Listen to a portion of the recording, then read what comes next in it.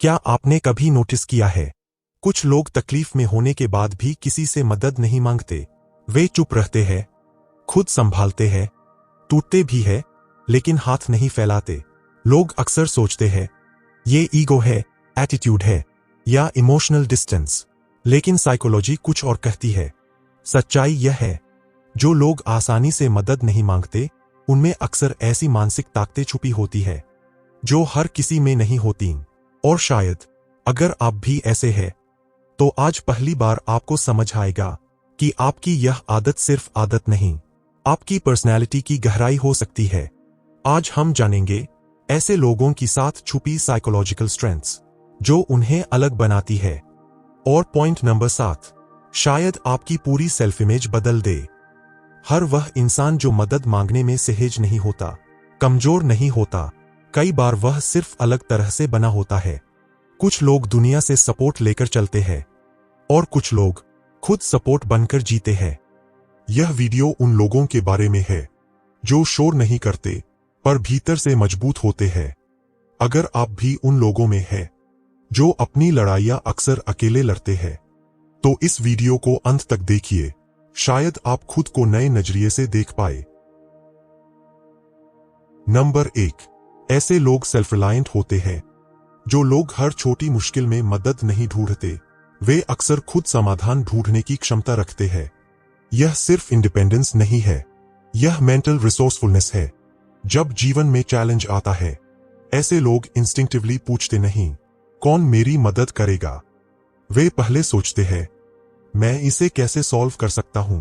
यह माइंडसेट दुर्लभ है, क्योंकि अधिकांश लोग अनसर्टेनिटी में रिएश्योरेंस खोजते हैं, लेकिन सेल्फ रिलायंट लोग क्लैरिटी खोजते हैं।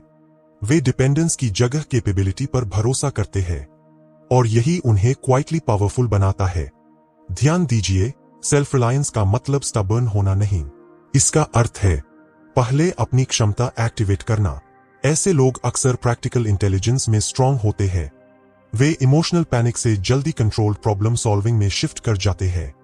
यही कारण है कई डिपेंडेबल लोग बाहर से साइलेंट दिखते हैं, क्योंकि उनकी शक्ति नॉइज नहीं करती, वह काम करती है। और शायद आपने भी नोटिस किया होगा, जो लोग कम मदद मांगते हैं, वही अक्सर मुश्किल समय में दूसरों को संभालते दिखते हैं। क्यों? क्योंकि जिन्होंने खुद पर भरोसा बनाना सीखा हो, वे दबाव में बिखरते कम हैं, वे अडेप्ट करते हैं, और यही इनर कॉम्पिटेंस है। लेकिन इस पर्सनैलिटी की एक और खूबसूरत बात है, ऐसे लोग सिर्फ सेल्फ रिलायंट नहीं, अक्सर एक्सेप्शनल प्रॉब्लम सॉल्वर्स भी होते हैं। 2, ये नेचुरली स्ट्रांग प्रॉब्लम सॉल्वर्स होते हैं। कुछ लोग समस्या देखते ही सपोर्ट ढूंढते हैं, कुछ लोग समस्या देखते ही स्ट्रक्चर ढूंढते हैं। दूसरी कैटेगरी अक्सर वही लोग होते हैं जो हेल्प मांगने में हेजिटेंट रहते हैं, क्योंकि उनका माइंड ट्रेंड होता है break down the problem, find a way, handle it. यह एक साइकोलॉजिकल स्ट्रेंथ है। वे डिस्कम्फर्ट से भागते नहीं, उसे एनालाइज करते हैं। यह ट्रेट लीडरशिप पर्सनालिटीज में भी दिखता है, क्योंकि रियल स्ट्रेंथ सिर्फ प्रेशर सहना नहीं, प्रेशर में सोच पाना है। और ऐसे लोग यही करते हैं, वे केओस में ऑर्डर ढूंढते हैं। अगर कोई ऑब्स्टिकल आता है, उनका माइंड अक्सर ऑटोमेटिकली ऑल्टरनेटिव्स जनरेट करता है। यही रीजन है वे बार बार दूसरों पर डिपेंड होने की जरूरत महसूस नहीं करते, क्योंकि वे इंटरनली इक्विप्ड महसूस करते हैं। और इंटरेस्टिंग बात, अक्सर सोसाइटी इस ट्रेट को रिकॉग्नाइज भी नहीं करती। लोग सोचते हैं ये किसी से मांगते क्यों नहीं, जबकि असल सवाल कई बार यह होना चाहिए, ये इतने कुछ खुद मैनेज कैसे कर लेते हैं। यह हिडन कॉम्पिटेंस है, और हिडन कॉम्पिटेंस अक्सर लाउड कॉन्फिडेंस से ज्यादा पावरफुल होती है। लेकिन इस पर्सनैलिटी की एक और रेयर क्वालिटी है, ये लोग अक्सर दूसरों को यूज नहीं करते, और यह बहुत बड़ा कैरेक्टर मार्कर है। नंबर 3, ये लोगों को यूज नहीं करते। आज की दुनिया में कई रिश्ते जरूरत पर टिके होते हैं। लोग कनेक्शन भी कन्वीनियंस के लिए रखते हैं, लेकिन जो लोग हर बात में फेवर्स नहीं मांगते, उनमें अक्सर एक नॉन ट्रांजैक्शनल माइंडसेट होता है।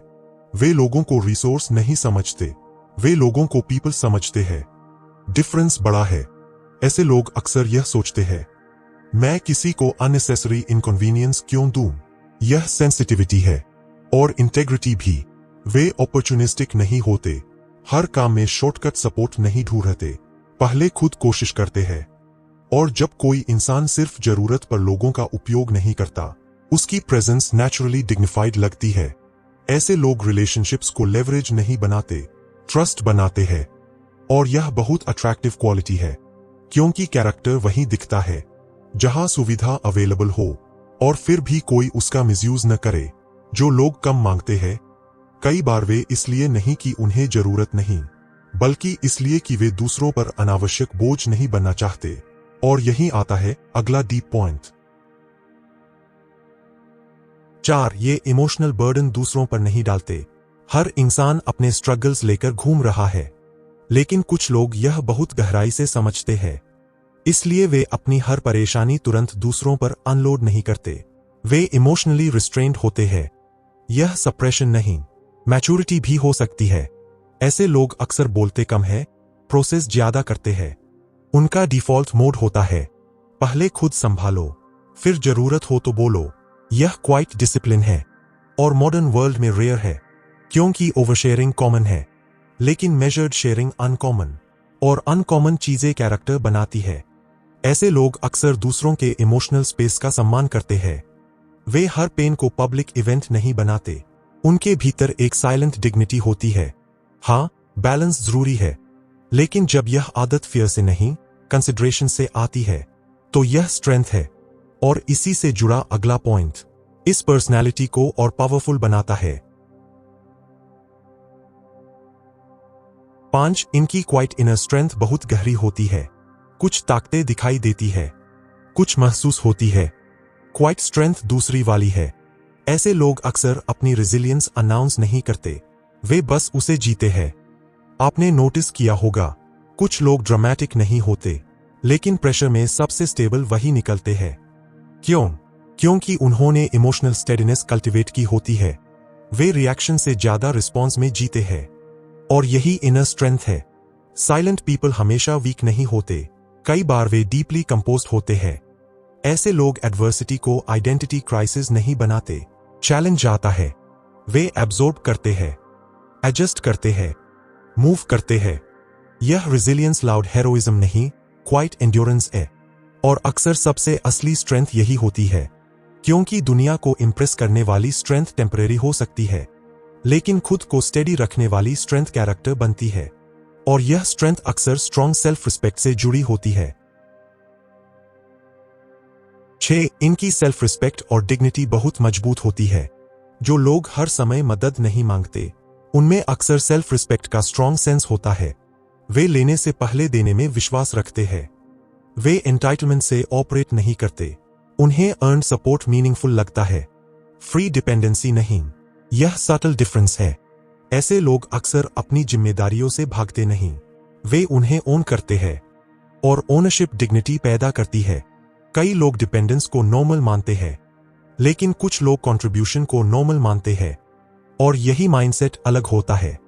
सेल्फ रिस्पेक्ट वाले लोग हर सिचुएशन में हेल्पलेस पोस्चर अडॉप्ट नहीं करते, वे अपने भीतर एजेंसी महसूस करते हैं, और एजेंसी कॉन्फिडेंस बनाती है।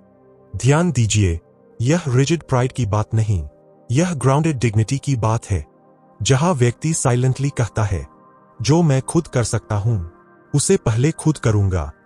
ऐसी मानसिकता में वजन होता है, और शायद इसी वजह से ऐसे लोग अक्सर रिलायबल लगते हैं। लेकिन अब आता है सबसे पावरफुल पॉइंट, वह पॉइंट जिससे बहुत लोग खुद को पहचानेंगे। नंबर 7. जो कम मांगते हैं, वही अक्सर सबसे ज्यादा देते हैं। यह पैराडॉक्स बहुत गहरा है। अक्सर जो लोग खुद मदद मांगने में हेजिटेंट होते हैं, वही दूसरों के लिए सबसे अवेलेबल होते हैं। वे लिसनर्स होते हैं, सपोर्टर्स होते हैं, क्वाइट प्रोटेक्टर्स होते हैं। क्यों? क्योंकि जिन्होंने स्ट्रगल का भार महसूस किया हो, वे दूसरों का भार समझते हैं। ऐसे लोग अटेंशन नहीं मांगते, लेकिन अटेंशन देते हैं। वैलिडेशन नहीं मांगते, लेकिन वैलिडेशन देते हैं। सपोर्ट नहीं मांगते, लेकिन सपोर्ट बनते हैं। और यह कैरेक्टर का एक्स्ट्राऑर्डिनरी मार्कर है। कई बार दुनिया सबसे जेनरस लोगों को लाउड जेनरोसिटी से नहीं पहचानती, बल्कि उनकी रिलायबिलिटी से पहचानती है।